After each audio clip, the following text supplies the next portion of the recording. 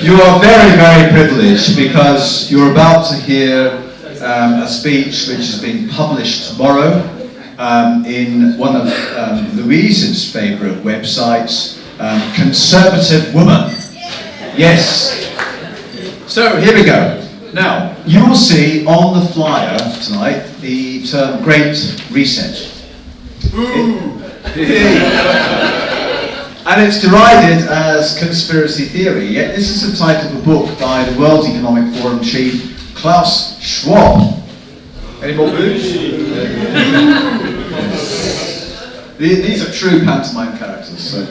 Other World Economic Forum phrases used by national leaders such as Joe Biden, Boris Johnson are build back better, the new normal, and fourth industrial revolution.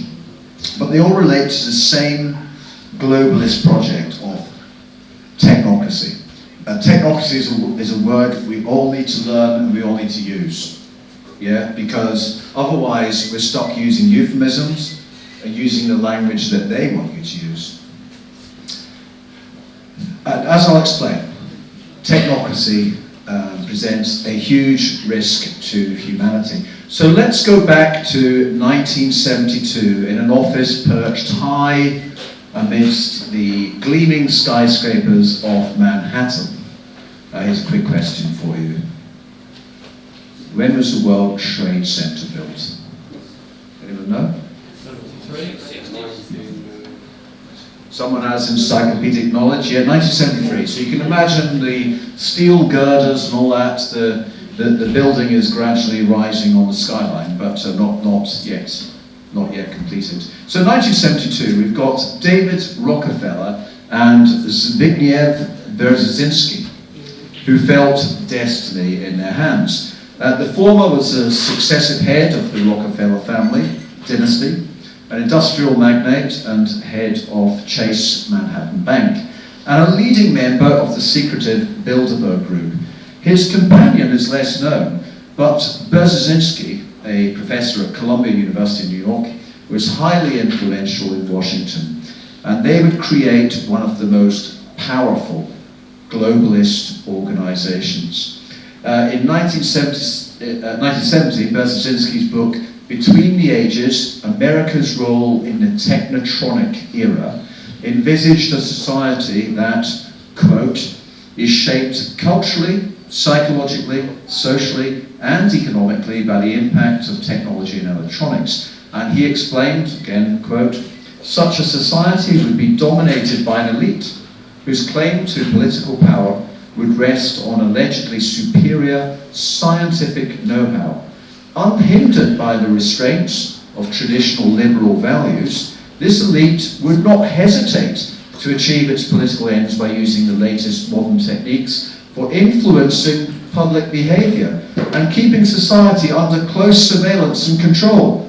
Under such circumstances, the scientific and technological momentum of the country would not be reversed, but would actually feed on the situation it exploits. Thus, unquote, no crisis would be wasted in shifting power from democratically elected leaders to a global masterclass. According to Brzezinski, national sovereignty is no longer a viable concept. So by the 1970s, it was apparent that multinational companies, particularly oil barons and bankers, held more power than most governments. Empires had crumbled, and the likes of Great Britain and France were languishing in internal strife, with strikes, inflation, rising debt, trade deficit, and the identity politics of race and gender. Politically and economically, the world was changing fast, and traditional certainties were threatened like never before. Liberals were ascendant, but they should have been careful with what they wished for. While the progressive agenda, as propagandized by the education system, promised social freedom and multiculturalism, globalization overrides a democratic liberal polity. So to explore the motives of Rockefeller and fellow travellers, we must go back further to the 1930s and the Great Depression. Now, while the communist experiment of the Soviet Union appealed to left-wing intellectuals and trade union activists, it had limited appeal in individualist Western culture. Capitalist enterprise was a lover of invention, and lifestyles were much improved by modern labour-saving appliances. Developments such as radio, meanwhile, had collectivist potential, providing a ready means of mass messaging. Advances in technology raised the possibility of harnessing science for efficient public administration. And in 1919, the Technical Alliance of North America was formed in New York, with scholars from science, education, mathematics, and medicine. The group drew on the scientific management of F.W. Taylor, who's initiator of the production line at Ford Motor Company. In 1932, its leader, Howard Scott, met M. King Hubbard at Columbia University. Under the new name of Technocracy Incorporated, Scott and Hubbard presented a blueprint for a North American technate, which is a highly regulated society with energy as currency and constant monitoring of citizens. The main objectives were restructuring of industry into a few centrally planned organizations, equal state income for all, which is now known as universal basic income, and political government replaced by bureaucracy and scientific experts. And Technocracy Inc. boasted, "We have that plan and it is viable." So bankrupted by the Rockefeller Foundation, Technocracy Inc. had a large membership in the 1930s. Members distinguished themselves by coats and suits of a shade of grey. They also bought cars in that colour with orange hubcaps. But the heyday was brief, partly because the mission was a bridge too far for the technology of the time, and also due to the overshadowing New Deal interventionism of Franklin D. Roosevelt. Technocracy Inc. was riven with opposing factions, some supporting the government, but others frustrated by slow progress and missed opportunities. And as war broke out in Europe, leading members urged Roosevelt to declare himself as dictator. Let's jump forward again. 3 decades later, David Rockefeller sought the best brains to solve global problems, including relations between capitalist and communist countries, and the impact of population growth in the developing world.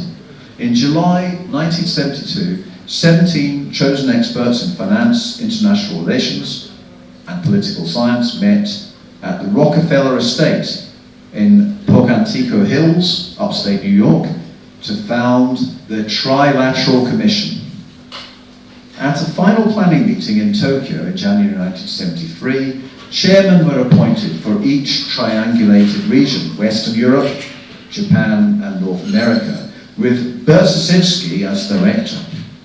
The new organization warned that while the threat of nuclear war had diminished, quote, new problems have emerged to heighten the vulnerability of the planet, and humanity is faced with serious risks to the global environment. So following in the footsteps of Technocracy Inc., the Trilateral Commission espoused supranational control of resources and population. A 1974 article in 1974 by economist and Trilateral Commission member Richard Gardner described the hard road to world order. The strategy would ensue not by sudden shock, but by stealth. A frog would immediately jump out of hot water, but would not react to slowly boiling water until too late. A gradual globalist coup would thrive on episodes of disorder and a, quote, booming, buzzing confusion. So crucial to the strategy was media management. Heads of national television networks and newspapers such as the Washington Post and New York Times were invited to join the Trilateral Commission on condition that proceedings remain private. In an ethically dubious relationship, journalists knew on which side their bread was buttered. The Trilateral Commission exerted its considerable influence to get the right man in the White House. Who's that, do you think? No, the Trilateral Commission was totally opposed to Nixon and American isolationism. No, their man was Jimmy Carter, a bland politician, hardly known outside Georgia, where he was senator from 1963 to 67. He was groomed for the presidency. The peanut farmer, because that's what he was, unexpectedly became the Democrat presidential nominee. And with a lavishly funded campaign and speeches written by Brzezinski, he defeated incumbent Gerald Ford. After Carter's inauguration in January 1977, the administration was dominated by Trilateral Commission members, including Vice President Walter Mondale, Secretary of State Cyrus Vance, and Chairman of the Federal Reserve Paul Volcker. Brzezinski was Carter's national security advisor, and whenever Carter faced a foreign policy dilemma, he always asked, "Has Brzezinski seen this?" Since then, most occupants of the White House have been members, with the obvious exception of Donald Trump. So public awareness of this shadowy organization was minimal, but for the investigative work of Anthony Sutton and Patrick M. Wood, whose book Trilaterals Over Washington was published in 1979. To most ordinary people, its role in American politics is an untold story. Neither the Trilateral Commission nor Brzezinski are mentioned in standard texts on modern US history, despite their seminal role. Establishment media quelled any concerns by portraying the Trilateral Commission as merely a think tank. A Washington Post article, "Beware the Trilateral Commission," in 1992, had a Reds Under the Bed theme. David Mills wrote, quote, "Depending on which conspiracy theory you subscribe to, this organization is anti-American, anti-democratic, anti-Christian, or anti-worker, and is scheming, ultimately, to abolish the sovereignty of nations and establish one world government." And in his satirical flow, Mills revealed, "Now the truth can be told about the 325 people on the Trilateral Commission and the many previous members. They do run the world. The thing is, it's got nothing to do with the Trilateral Commission, which is like a club for people who run the world anyway." Mills targeted evangelical Christian and Republican politician Pat Buchanan, whose followers were smeared as far right. However, Buchanan's trenchant criticism of a new world order struck a chord with millions of American people. He was ridiculed by Democrat-leaning media, with Charles Krauthammer commenting, "When I was a psychiatrist, I had patients with similar fantasies. Some even thought they were president. Not one, however, actually stood for office." In the UK, the Trilateral Commission worked behind the scenes on foreign policy, hastening the transition of Rhodesia to independent Zimbabwe under Robert Mugabe. Prime Minister Jim Callaghan was a member, as became his Foreign Secretary David Owen, and so too was his counterpart in Margaret Thatcher's government, Lord Carrington. Several Tory ministers, such as David Willetts, have contributed to the Trilateral Commission's pursuit of an international rules-based order. Keir Starmer, a Trilateral Commission member for many years, became Labour Party leader after only one term as an MP. Since legacy leftist Jeremy Corbyn was ousted, Starmer has resumed the delightful progressivism of arch-globalist Tony Blair.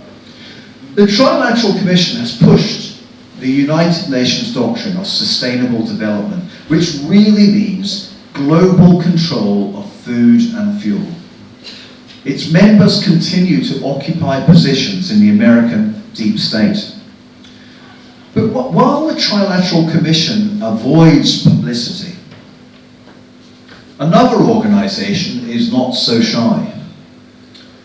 The World Economic Forum holds prestigious annual conferences at Davos in Switzerland, and led by Schwab, a German financier of Rothschild lineage, the World Economic Forum is tightly engaged with the United Nations, promoting Agenda 21 and radical action against anthropogenic climate change.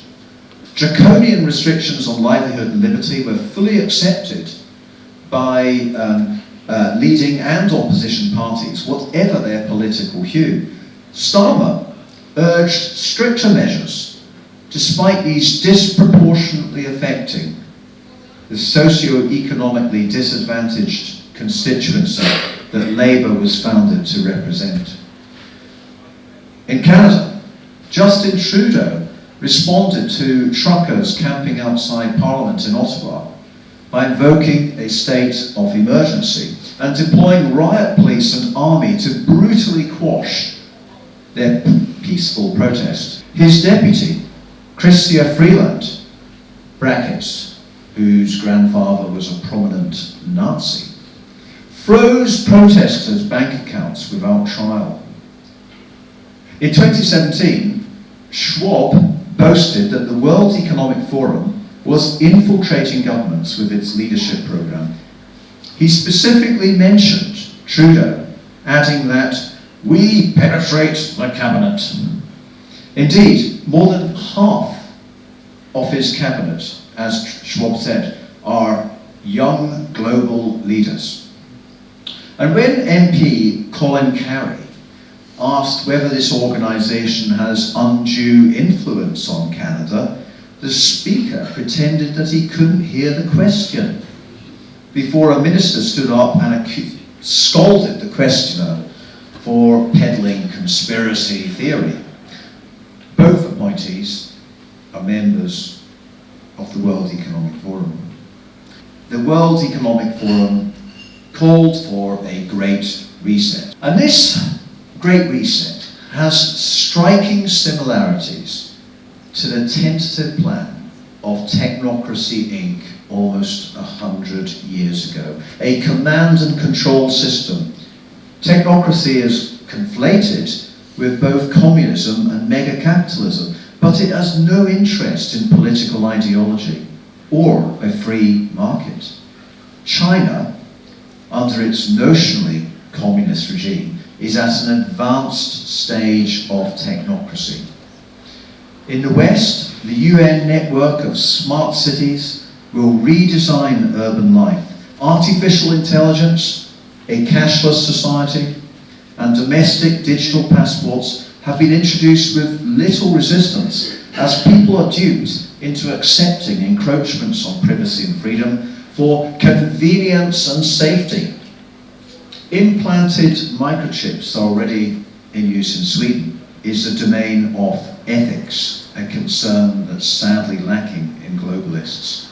They're forging a brave new world, which was actually how Aldous Huxley imagined technocracy. With the internet a distant dream, George Orwell's 1984 presciently described a society controlled by video surveillance, while C.S. Lewis, in The Abolition of Man, warned, "What we call man's power over nature turns out to be a power exercised by some men over other men with nature as their instrument." Lockstep, promoted by the Rockefeller Foundation in 2010, entails steady progress to global control, with every advance secured against backsliding. At the age of 87, David Rockefeller noted in his memoirs the idea that he was, quote, part of a secret cabal working against the best interests of the United States, characterizing my family and me as internationalists and of conspiring with others around the world to build a more integrated global political and economic structure, one world, if you will. And Rockefeller asserted, if that's a charge, I stand guilty and I am proud of it. To believe that national leaders are acting independently is to waddle in coincidence theory. The existence of global organizations, globalist organizations, is a matter of fact, with their dystopian plans hiding in plain view. So our choice is uprising or enslavement.